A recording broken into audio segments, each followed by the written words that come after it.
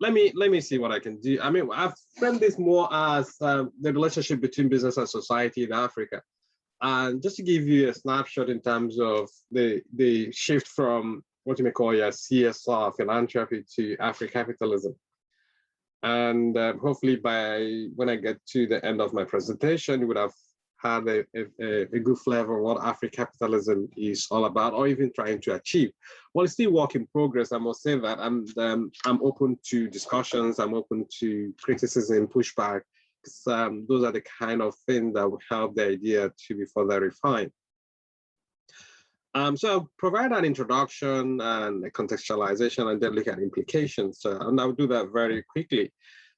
If you look at the African context, say the beginning of the century, you see a lot of conversation on corporate social responsibility, but mainly these were philanthropic in nature.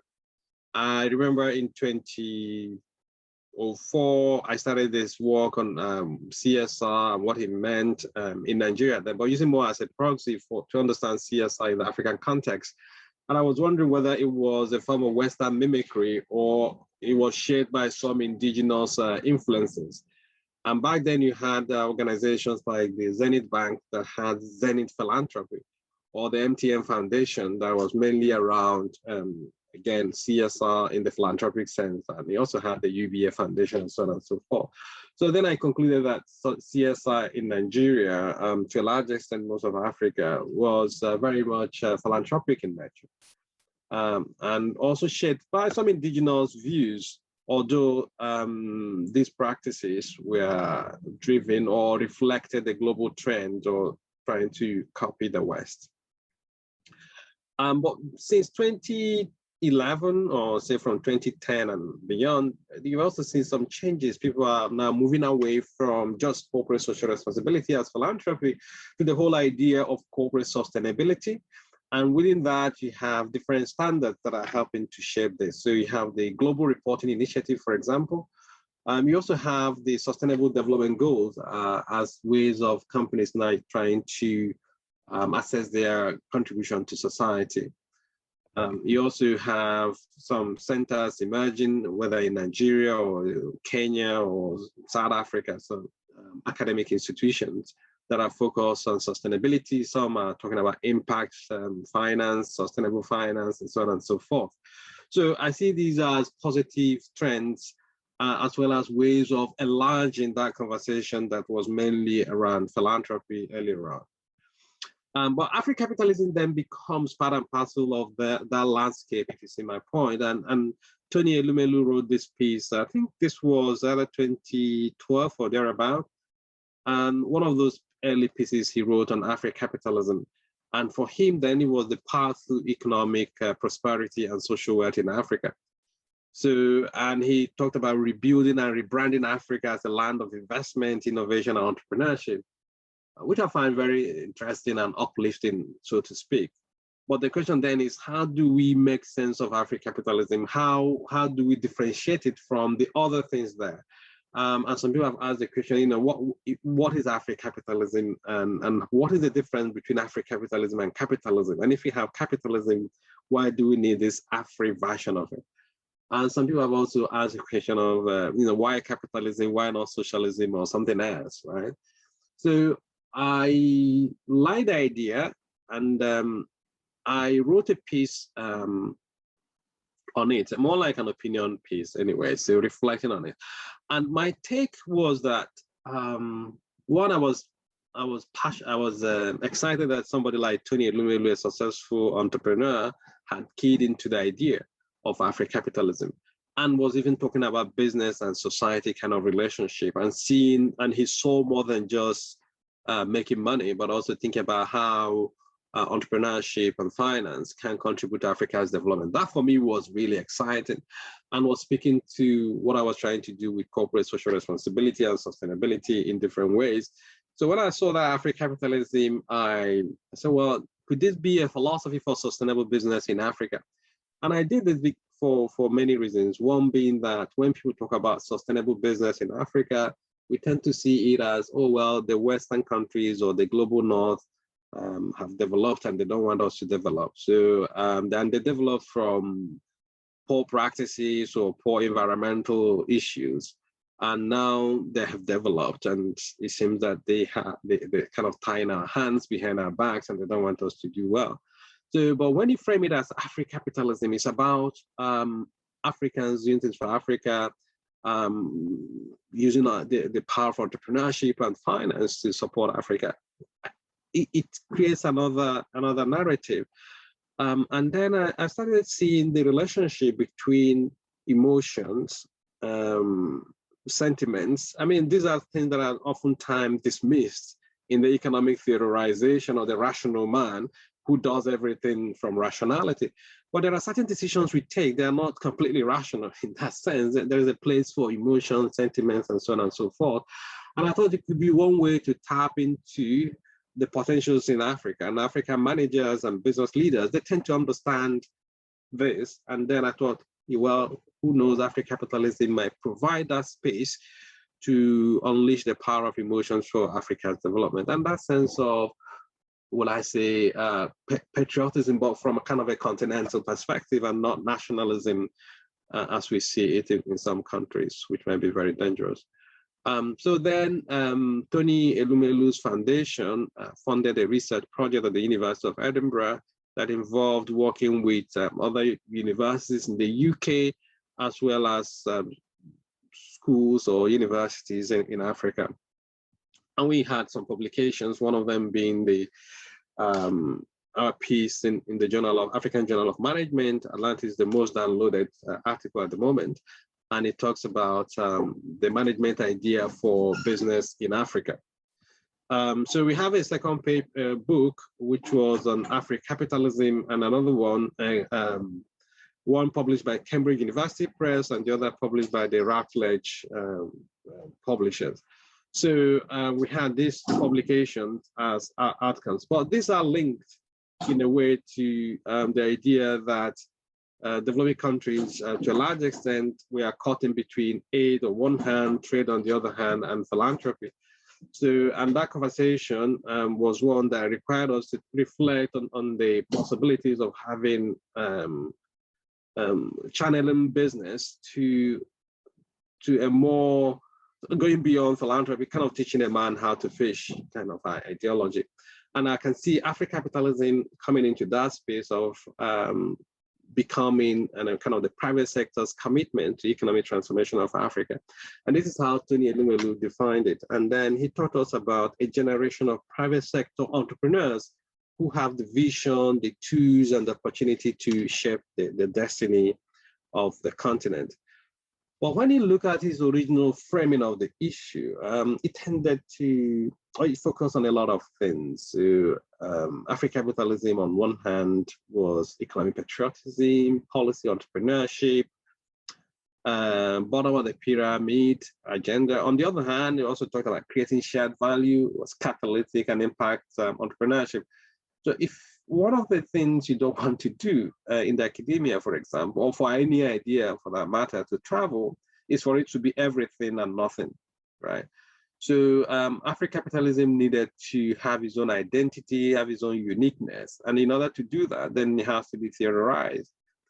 And that's one of the things I try to do with colleagues and say, well, how do we create, or how do we put an intellectual underpinning to Africapitalism in order to enable a fly, so to speak. It's a good idea, but in order for it to stand out in the global academia, then it has to be well-founded. And that's probably the project we are working on. It's not finalized, it's still very much work in progress.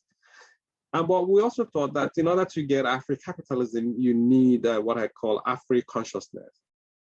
Because there's this framing of Africa as the last frontier of capitalism, or the kind of the last market, so to speak. And if you frame Africa as a market, markets can exploit, right?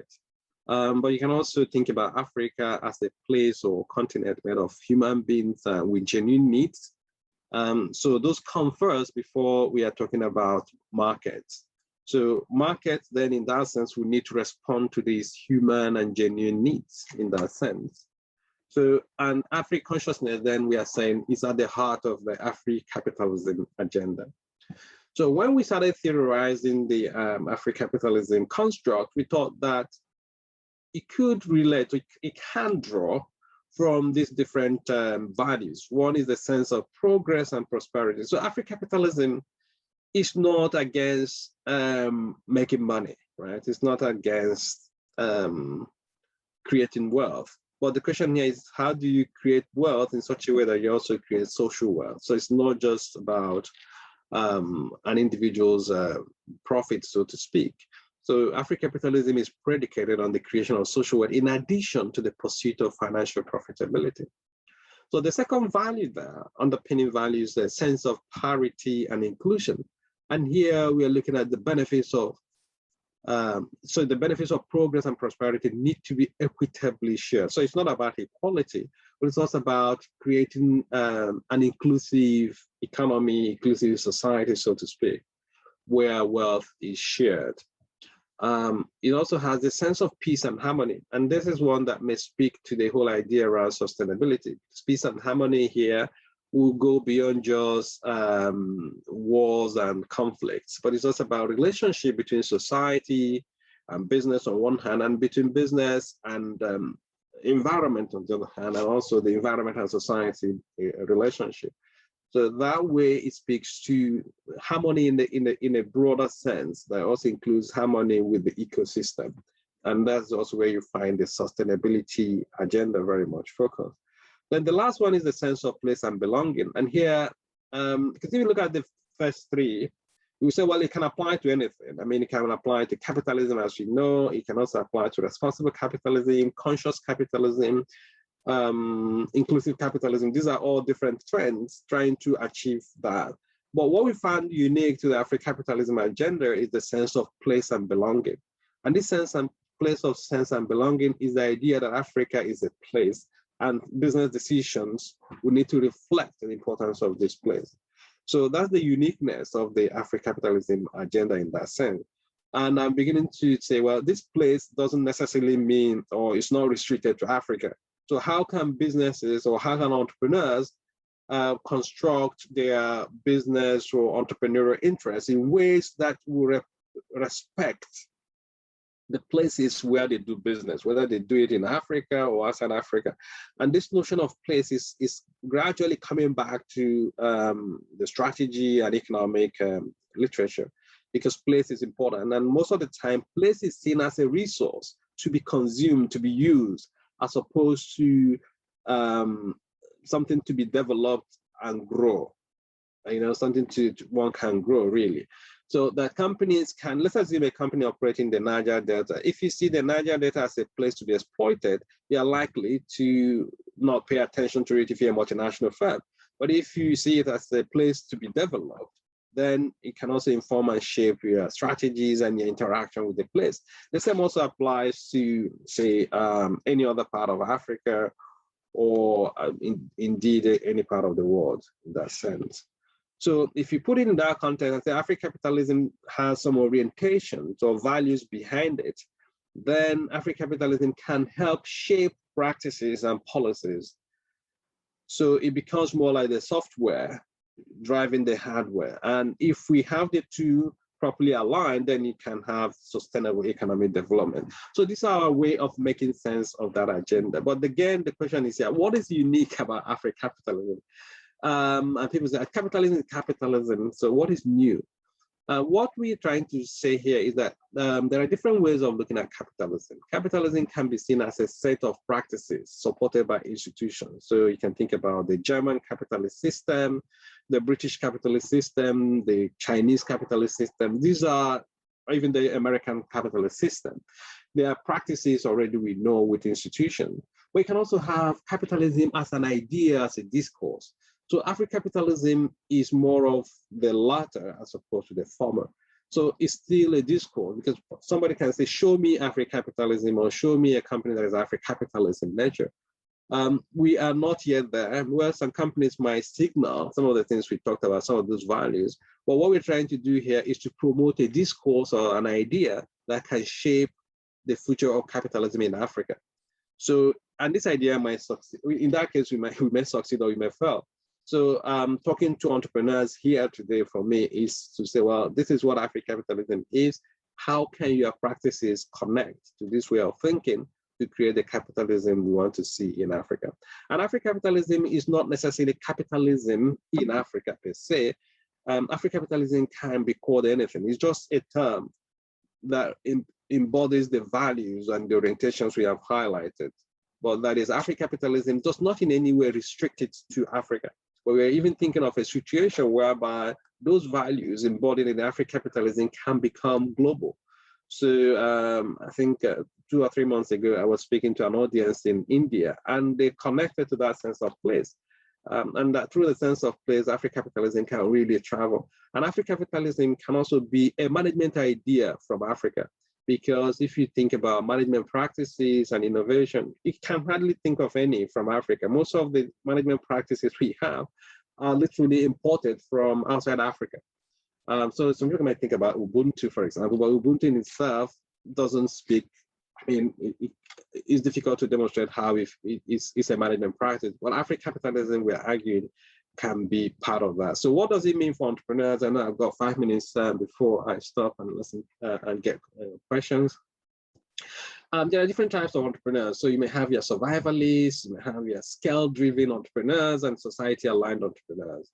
So the survivalists are literally driven by poverty, right? So, and the scale driven entrepreneurs are largely interested in profit, how well they can grow, the scope. You know, people want to, well, I want to be the largest company in Africa. It's about scale. I want to go global. It's about scale. But think about society aligned. To what extent are these entrepreneurs and businesses solving real societal problems? So if I ask you, I mean, we can come back to it in the discussion phase. If you had to describe entrepreneurs in Africa and put them in sort of percentages, how many would be classified as survivalists? How many would be classified as scale-driven or society-aligned? Whenever I ask this question, I get the impression that the survivalists in Africa might be up to 70%. And in some cases might even be higher. But even if you take a rough estimate and say, well, survivalist entrepreneurs in Africa are like, say, 60%. And these survivalists are those who are literally forced into entrepreneurship because they want to survive. So any change in policy will definitely affect them, whether it's a currency exchange and so on and so forth. So the drive into entrepreneurship is to survive, is to find. So that's what I'm saying, is driven by poverty mentality because they are literally running away from poverty. So, and the scale-driven entrepreneurs, you can argue that, well, they may constitute like, say, another 30%. So that's kind of 90 in all. So if you have survivalists, that is 60, so scale-driven is about 30. And so, well, society-aligned entrepreneurs may be like 10%. So if you have that pyramid, in that sense, the base being the survivalists of 60%, then the question for me is this the kind of entrepreneur that will solve entrepreneurship that will address Africa's problem? And the answer is no. We need to then invert that pyramid or change it in this way where we have more of society-aligned entrepreneurs replacing the survivalists.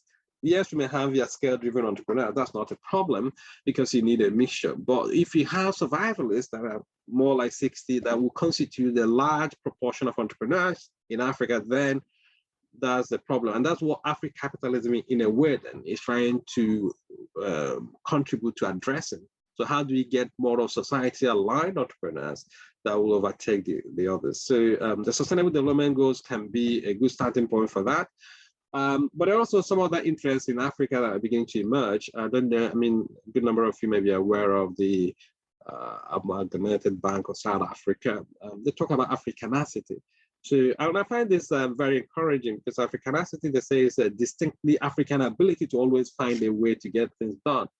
And these companies are beginning to orchestrate their African identity is very fascinating. And I think we are in that space now where African businesses can be bold and confident to recognize the things they have in-house and on the continent and take advantage of those instead of always trying to kind of pulled or dragged by the nose by some ideas that are alien to the African continent. So it's not just about castigating anything coming from outside, but also thinking about hybridization and how some of these things can work. So without necessarily boring you any longer, what I want to do now is to say, well, Africapitalism, it requires joined up thinking, so it requires collaboration between government and the private sector. So it's not something the private sector can do alone. It's also not something the government can do alone. So it needs collaboration that will come in that sense. And finally, to say, well, Africapitalism might be a good idea made from Africa for the world. And it would be nice to see how this idea can be realized in practice. And I challenge the entrepreneurs here today to see how they can also align with this way of thinking.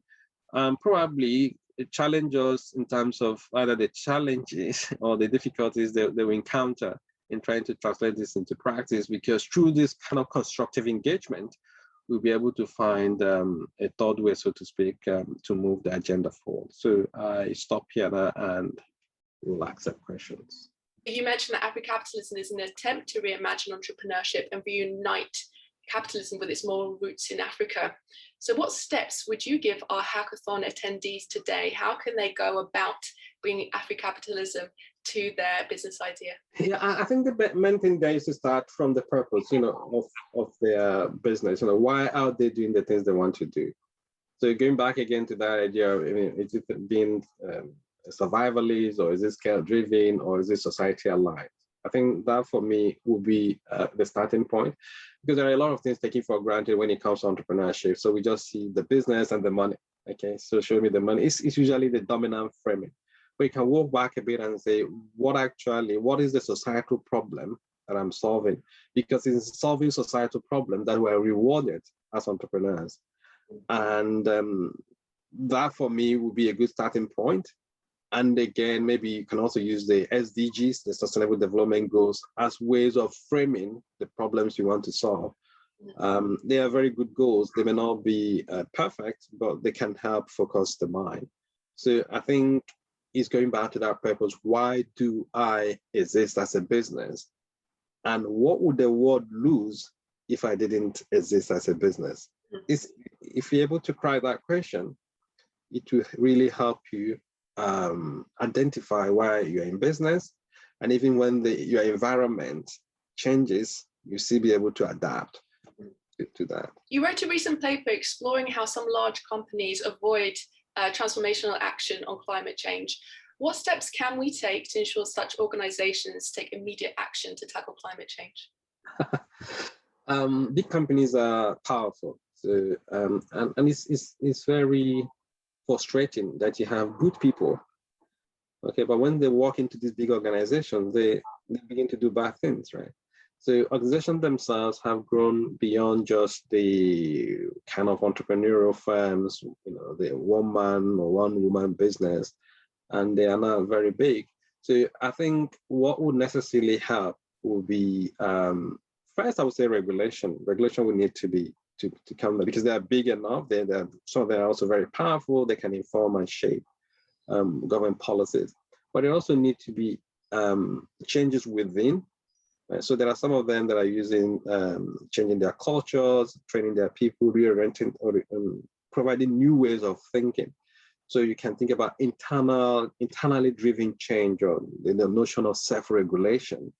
Or you can also find regulation coming from outside, say the government. But there is also space for NGOs. Some of the NGOs are beginning to challenge these companies. You also have international organizations like the UN or the World Bank using different incentives, either rewards or punishment, to encourage this. So, but the question you're asking throws up what some people have described as the global governance void, because we don't have a global government. So most of these companies are transnational. So it's quite difficult to govern them. So one of the not easiest way, but one of the ways would be through in these internal changes, or even the institutional investors or the capital markets trying to encourage them to either respond to some of these issues or disclose what they do, and in the process they get them to listen. But it's still a tall order. It's still a difficult one, I must admit, especially if you look at it in the context of the paper you made reference to was oil and gas. How do you move from fossil fuel to renewable energy? So there are some also what we call institutional dependencies. Say an oil and gas company in Nigeria can't just suddenly move to renewable, because there are certain things within that will need to be resolved. And even if you do that, what about the implications for jobs, right, that are currently dependent on fossil fuel? Because it's not just about environmental sustainability, you're also looking at the social sustainability to ensure that those kind of transitions do not necessarily disadvantage their critical stakeholders. But I think it's a journey that some of them have come to understand, and that's why it's also framed as is a transition, sustainability transition.